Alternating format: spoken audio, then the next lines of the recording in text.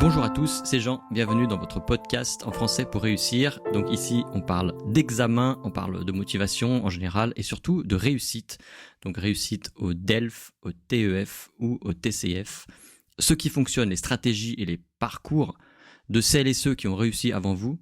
Et aujourd'hui, on accueille Yingshan qui a passé son son TCF, il y a quelques mois.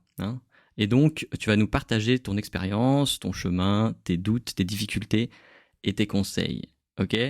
Bonjour Yingshan, merci d'être là avec nous aujourd'hui. Bonjour Jean et bonjour mes amis. Ok, merci beaucoup d'avoir accepté mon invitation. Et pour commencer, est-ce que tu peux te présenter rapidement? J'ai passé mon TCF Canada au 17 septembre. Pour moi, c'était la quatrième fois. J'ai essayé 3 fois, mais j'ai jamais gagné le résultat, ce que je veux. Et la dernière fois, j'ai réussi. Je suis très contente. Bravo.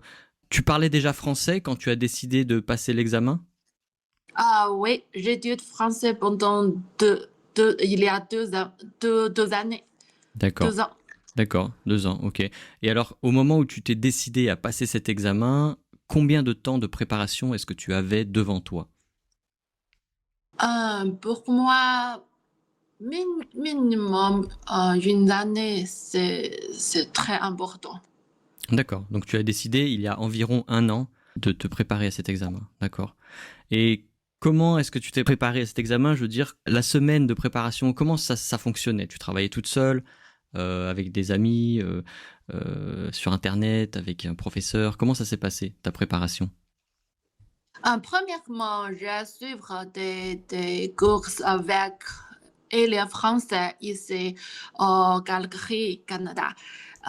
Deuxièmement, j'ai acheté des cours avec vous et je parle français avec mon ami francophone. Euh, Tout le travail était très important pour moi. D'accord, ok.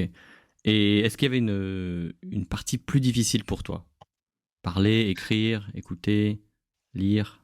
Hmm, Pour moi, peut-être parler, parler est très difficile parce que mon point de parler, il était seulement 11. Ce n'est pas me faire très plaisir. Ok, oui, bien sûr, ouais, c'était pas l'idéal, d'accord. Et est-ce que tu t'es dit à un moment, est-ce que tu t'es dit, ah, je commence à progresser, là, je deviens de plus en plus confiante et je suis prête à passer l'examen? Bien sûr. Après ma troisième de préparation, la texte, je me fais confiance. Et la quatrième, je sais que je vais réussir cette fois. Ah bah oui, c'était le cas, tu as bien réussi. Alors, quelles ressources t'ont le plus aidé? Alors, est-ce qu'il y avait des chaînes YouTube, des applications, des livres, des cours? Qu'est-ce qui a été vraiment déterminant dans ta préparation? Oui, oui, j'ai des ressources. Mais pour moi, je suis chinois. Et là, toutes les ressources à écrire en chinois. D'accord, ok. Donc tu penses que les ressources à l'écrit sont plus efficaces pour ton style d'apprentissage?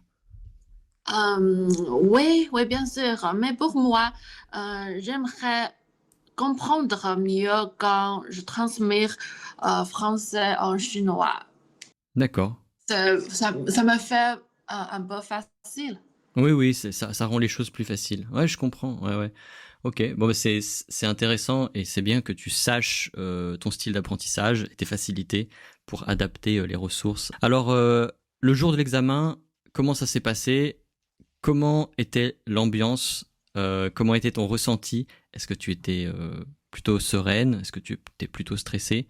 Hmm, Le jour de la texte, pour moi, c'est- j'ai oublié les détails, mais c'est une journée très normal pour moi. Euh, Peut-être, mais la texte était trop long. Euh, on ne peut pas manger, on ne peut pas euh, aller à la toilette pendant 3 heures. C'est trop long pour moi. Ouais, je comprends, ouais. C'est exigeant, ouais, ces tests-là sont longs et c'est vrai qu'il faut se préparer mentalement à rester dans un endroit et puis on peut pas faire ce qu'on veut, ouais, d'accord. Et par rapport au test lui-même, aux conditions ou même au sujet, est-ce qu'il y a des choses quelque chose qui t'a surpris? Quelque chose, bon, c'est vrai que tu l'as passé 3 fois et la Oui, quatrième fois, est-ce qu'il y a encore des surprises? Est-ce qu'il y a encore des choses auxquelles tu non, t'attendais non, pas? il n'y a pas de surprise. Toutes les choses on peut faire sur l'examen, c'est toutes les choses nous avons fait la préparation. C'est la même chose. Ok. N'inquiète pas. Ok, bah c'est bon à savoir.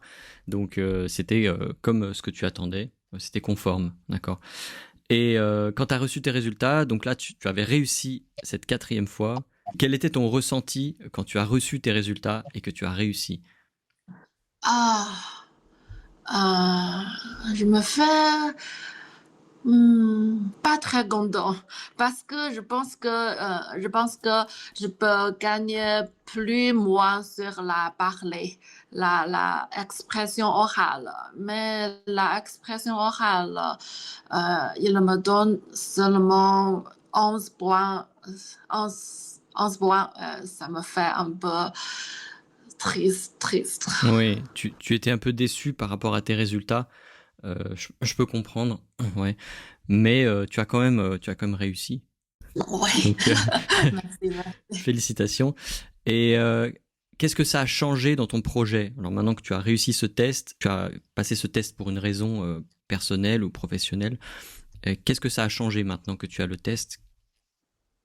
Après, je fais la texte. Vous savez, je travaillais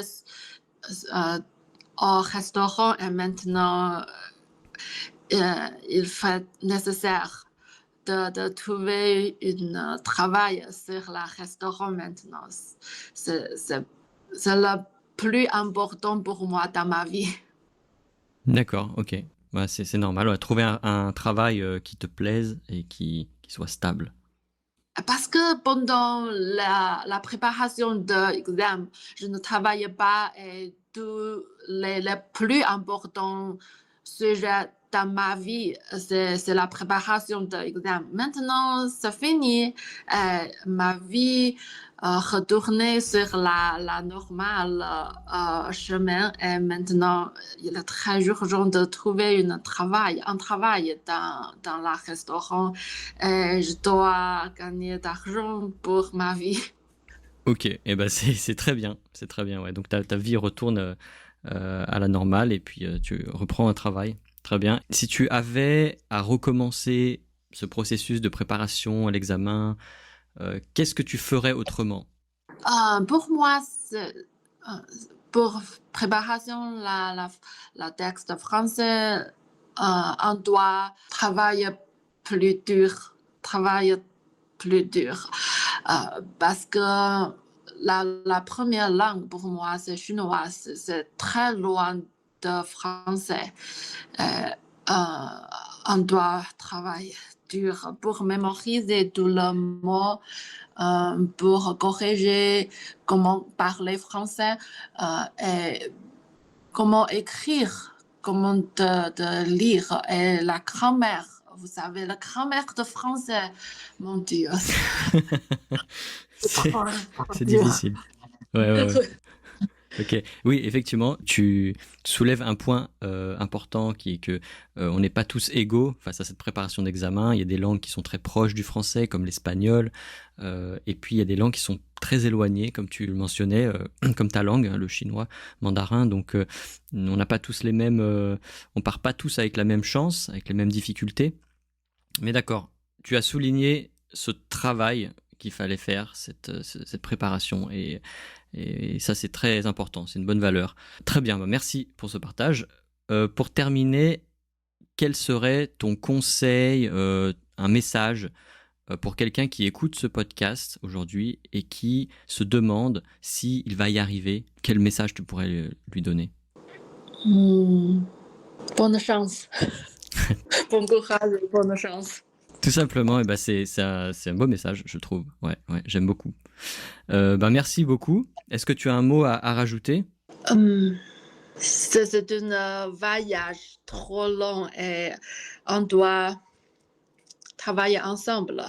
Et finalement, on doit réussir. N'inquiète pas. Ouais, super. Merci beaucoup. Merci beaucoup pour ton message. Je pense que ça va aider beaucoup de personnes dans leur chemin sur la préparation de cet examen. Donc merci encore, et je suis sûr que ça va inspirer beaucoup de monde, beaucoup de personnes qui préparent cet examen. Si vous aussi, vous avez passé un examen en français, si vous souhaitez partager votre expérience comme Yingshan, eh bien, vous pouvez me contacter via getsetfrench.com. Le lien est dans la description du podcast, et pour télécharger la transcription complète de cet épisode, et vous cliquez également sur le lien. Et enfin, si ce podcast vous aide à préparer votre examen, n'oubliez pas de mettre une bonne note ou un gentil commentaire là où vous l'avez écouté, sur Apple ou Spotify, etc. Ça aide les autres étudiants à nous retrouver. Merci Yingshan. Merci. Et bon courage à tous dans votre préparation, et à la prochaine fois. À la prochaine.